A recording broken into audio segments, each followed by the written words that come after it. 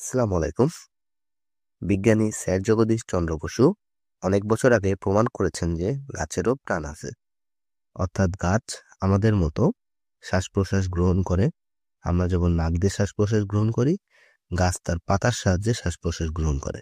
আমাদের যেমন লোম ছিঁড়লে ব্যথা লাগে, গাছেরও পাতা ছিঁড়লে একই রকম ব্যথা লাগে।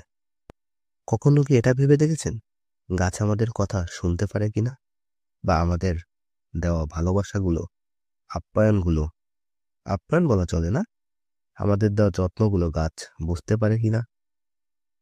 বা ধরুন, যদি আমি এখন গাছের সাথে কথা বলি, গাছ সেটা শুনতে পাচ্ছে কিনা বা বুঝতে পারছে কিনা, এটা কিন্তু এখনো বিজ্ঞানীরা প্রমাণ করতে পারেনি। একটা ব্যাপার ভেবে দেখুন, স্যার জগদীশ চন্দ্র বসু গাছের প্রাণ আছে প্রমাণ করার আগেও কিন্তু গাছের প্রাণ ছিল। তো বিজ্ঞানীরা এখন এটা প্রমাণ করতে পারেনি বলে তো এ নয় যে গাছ এটা উপলব্ধি করতে পারে না। ভালো মন্দ গাছ কি সত্যিই বুঝতে পারে না? গাছ সবই বোঝে।